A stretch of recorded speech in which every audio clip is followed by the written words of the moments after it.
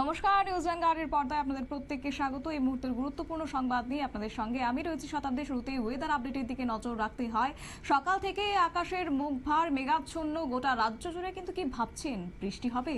একেবারেই না, সেগুলি বালি। রাজ্যের আবহাওয়া দপ্তর কিন্তু অন্য কথাই বলছে, গরমের দাপট রাজ্য জুড়ে অনুভূত হবে এবং মার্চ মাসে কিন্তু তাপমাত্রা পৌঁছে যাবে 40 ডিগ্রি সেলসিয়াসের ঘরে। তবে আপাতত রাজ্যে যেহেতু হোলির মরশুম রয়েছে, তাই এবার হোলির আমেজে তাপমাত্রা কিন্তু সর্বোচ্চ থাকবে 32 থেকে 35 ডিগ্রি সেলসিয়াস। আবহাওয়া গরমের জ্বলুনি নিয়ে প্রস্তুত রয়েছে চলতি মাস। বিস্তারিত চলে যাব, আমাদের সঙ্গে যুক্ত হয়ে গেছে প্রতিনিধি অঙ্কিতা বর্ধন। অঙ্কিতা, কি জানতে পারছো আজকে আবহাওয়া দপ্তরের পক্ষ থেকে কি জানানো হচ্ছে?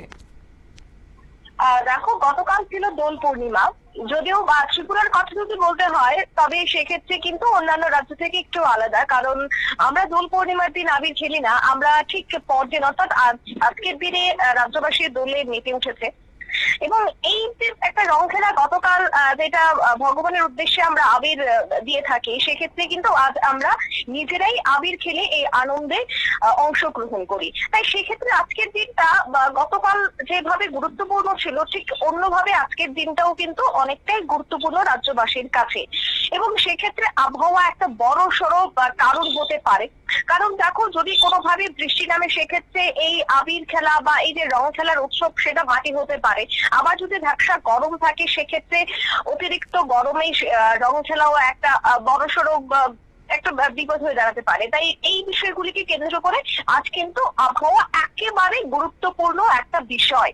তাই সেক্ষেত্রে সকাল থেকে কিন্তু অনেকেরই আবহাওয়ার দিকে নজর ছিল যে কেমন থাকবে আবহাওয়া। তবে সেক্ষেত্রে জানিয়ে রাখছি যে সারা দিন কিন্তু মেঘলা আকাশ থাকবে। অর্থাৎ সকাল থেকে আমরা মেঘলা আকাশ দেখতে পাচ্ছি, যদিও মাঝে মধ্যে তপ্ত রোদ দেখা যাচ্ছে, কিন্তু বেশিরভাগ ক্ষেত্রে কিন্তু আংশিক মেঘলা আকাশ। এবং এই যে আংশিক মেঘলা আকাশ, তা কিন্তু শুধুমাত্র রাজধানী আগরতলায় নয়, প্রায় সবকটি জেলাতেই আংশিক মেঘলা আকাশ পরিলক্ষিত হচ্ছে। তার সাথে একটা বাতাস রয়েছে। দেখো, সামনেই চৈত্রের পরে রয়েছে বৈশাখ, আর বৈশাখ এবং চৈত্রের শেষের দিকে কিন্তু একটা কাল বৈশাখীর ঝড় হয়। তাই কাল বৈশাখীর ঝড়ের আগে একটা হালকা বাতাস কিন্তু এখন থেকেই দেখা যাচ্ছে। তাই সেক্ষেত্রে চৈত্রের শেষ এবং বৈশাখের শুরুতেই যে দমকা হাওয়া আরো অনেকটাই বাড়বে, তা কিন্তু এখন থেকেই আন্দাজ করা সম্ভব হচ্ছে। তবে সেক্ষেত্রে জানিয়ে রাখছি যে সর্বোচ্চ তাপমাত্রা কত হতে পারে। সর্বোচ্চ তাপমাত্রা কিন্তু থাকছে 32 থেকে 35 ডিগ্রি সেলসিয়াস। সর্বনিম্ন তাপমাত্রা থাকছে 20 থেকে 24 ডিগ্রি সেলসিয়াস। এবার আছে বৃষ্টি প্রসঙ্গে। দেখো, হালকা থেকে মাঝারি বৃষ্টিপাতের সম্ভাবনা রয়েছে, তবে তা কিন্তু অনেকটাই ক্ষীণ হলেও 1 থেকে 2 ফোঁটা বৃষ্টির সম্ভাবনা। এবং বজ্রবিদ্যুৎ সহ স্থানীয় বেশ কয়েকটি জায়গায় মেঘ তৈরির সম্ভাবনা রয়েছে। মেঘ যে কোনো সময় তৈরি হতে পারে, আবার নাও হতে পারে। এখনই কিন্তু সবটা স্পষ্ট ভাবে বলা যাচ্ছে না, কারণ আবহাওয়ার একটা গোল বদল হচ্ছে। ইতিমধ্যে দেশ জুড়ে শীত বিদায় নিয়েছে, শীতের পরে বসন্তের বাতাস বইছে এবং আমরা জানি যে বসন্তের পরে আবারও গ্রীষ্ম। তাই সেক্ষেত্রে এই বসন্তের বাতাসে গ্রীষ্মেরও একটা আমেজ এই মুহূর্তে কিন্তু পরিলক্ষিত হচ্ছে। অর্থাৎ সেক্ষেত্রে একটা গোল বদল হয়েছে আবহাওয়ার। তাই মেঘ তৈরি হবে কি হবে না, তা নিয়েও কিন্তু এখনো পর্যন্ত আগরতলা হাওয়া অফিসে কিন্তু স্পষ্ট ভাবে কিছুই বলছে না। সবটাই তারা আশঙ্কার মধ্যে রাখছে, সম্ভাবনার মধ্যে রাখছে। তবে দেখো, আজ সকাল থেকেই উত্তর এবং দক্ষিণের কিছু জেলাগুলিতে আংশিক মেঘাচ্ছন্ন আকাশ থাকছে এবং আরো কয়েকটা ঘন্টা থাকতে পারে। বাকি জেলাগুলিতে মোটামুটি আকাশ পরিষ্কারই থাকছে। তবে আর্দ্রতার কথা যদি বলতে হয়, আর্দ্রতা কিন্তু বৃদ্ধির ফলে গরমের অনুভূতি বাড়বে। আর্দ্রতা প্রায় 60 থেকে 89% যেতে পারে। আর আর্দ্রতা বাড়লে, জলীয় বাষ্পের পরিমাণ বাড়লে একটা গরম অবশ্যই থাকবে, কিন্তু সেক্ষেত্রে একেবারে যে ভ্যাপসা গরম বা একেবারে গলদঘর্ম পরিস্থিতি, তা কিন্তু আজ হচ্ছে না। কারণ একটা হালকা হাওয়া রয়েছে রাজধানী সহ প্রায় প্রত্যেকটি জেলায় রাজ্যের, এবং হালকা হাওয়ার সাথে মেঘলা আকাশ থাকার দরুন কিন্তু আজ মনোরম থাকছে পরিবেশ।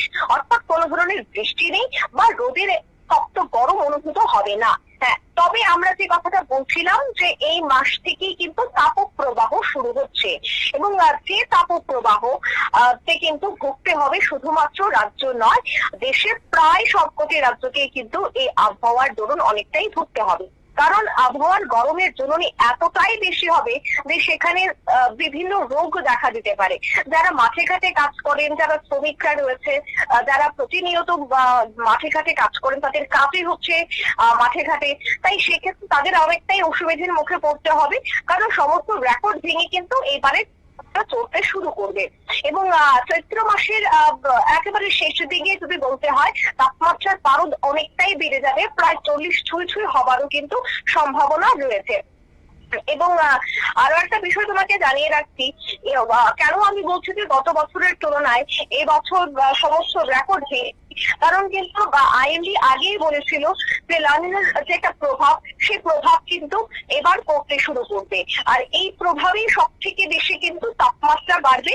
আর লানিনার প্রভাবে তাপমাত্রা যেভাবে বাড়বে, ঠিক তেমনি কিন্তু অস্বস্তিকর একটা পরিস্থিতি তৈরি হবে। তাই চিকিৎসকদের পরামর্শ হচ্ছে অতিরিক্ত পরিমাণে জল পান করতে হবে, এবং চিনি লবণের জল সব থেকে গুরুত্বপূর্ণ। এখনো চিনি লবণের জল খাওয়ার সময় আসেনি, তবে যে পরিস্থিতি এখন দেখা যাচ্ছে এবং আইএমডি যে আশঙ্কা করছে যে তাপমাত্রা অনেকটাই বাড়বে এবং রাত্রেও 40 ডিগ্রি ছুঁয়ে তাপমাত্রা হতে পারে, তাই সেক্ষেত্রে কিন্তু আগামী যে দিনগুলি আসছে সেই দিনের জন্য কিন্তু এখন থেকে চিকিৎসকদের পরামর্শ, যখনই তাপমাত্রা বাড়বে বা বাড়ি থেকে বেরিয়ে কাজ করতে হবে, সেক্ষেত্রে কিন্তু চিনি লবণের জল সব থেকে বেশি গুরুত্বপূর্ণ। অনেকেই আবার গ্লুকোজ খেতে বা চিকিৎসকরা অনেকেই গ্লুকোজ খেতে না করে, তবে তাদের পেছনেও বেশ কিছু কারণ রয়েছে। তবে যারা সব থেকে বেশি শ্রমিকরা রয়েছে, তাদেরকে কিন্তু বেশি করে জল পান করতে হবে। অন্যদিকে যে ঠান্ডা পানীয়গুলির কথা যদি শতাব্দী বলতে হয়, এখন থেকে কিন্তু ঠান্ডা পানীয়ের যে দোকানগুলি, সেখানে কিন্তু চাহিদা বাড়তে শুরু করেছে। আমরা জানি যে শীতের মৌসুমে তেমন ভাবে ঠান্ডা পানীয়ের দোকানে ভিড় রাখা যায় না, বা সে সময়টাই ঠান্ডা পানীয় কেউ খায় না, কিন্তু এই মুহূর্তে এখন থেকে কিন্তু শুরু হয়ে গেছে ঠান্ডা পানীয়ের দোকানের চাহিদা। তাই সেক্ষেত্রে বিভিন্ন ঠান্ডা পানীয় একদিকে যেভাবে চাহিদা বাড়ছে, অন্যদিকে চিকিৎসকরা বলছে যে এগুলো অ্যাভয়েড করে কিভাবে চিনি লবণের জল এবং যে প্রাকৃতিক যে জিনিসপত্র, ডাবের জল রয়েছে, এরকম কিছু জিনিসপত্র পান করুন, তবে সেক্ষেত্রে শরীরের পক্ষেও অনেকটাই সুস্থ হবে। কারণ রোদ থেকে এসে ঠান্ডা পানীয়, কোল্ড ড্রিঙ্ক খেয়ে নেওয়া, সেক্ষেত্রে শরীরের পক্ষে একটা বড়সড় এফেক্ট হতে পারে। তাই এই বিষয়গুলিকে নজর রাখতে হবে। অন্যদিকে আবহাওয়ার যে পরিবর্তন হচ্ছে, সেই পরিবর্তন কিন্তু শুধুমাত্র ত্রিপুরায় নয়, ত্রিপুরার পার্শ্ববর্তী রাজ্য অসমেও কিন্তু একই পরিস্থিতি ধরা পড়ছে। অসম থেকে শুরু করে আরো বেশ কয়েকটি জায়গায় ত্রিপুরার মতো রয়েছে তাপমাত্রা। এবং পশ্চিমবঙ্গের কথা যদি বলতে হয়, পশ্চিমবঙ্গেও কিন্তু দেখা যাচ্ছে যে দক্ষিণের জেলাগুলিতে একেবারে রোদ ওঠানামা করছে, পারদ ওঠানামা করছে। দক্ষিণবঙ্গের জেলাগুলিতে সকাল সন্ধ্যায় একটা শীতের আমেজ থাকলেও বেলা বাড়তি একটা ভ্যাপসা গরম পরিলক্ষিত হচ্ছে। শতাব্দী, ধন্যবাদ।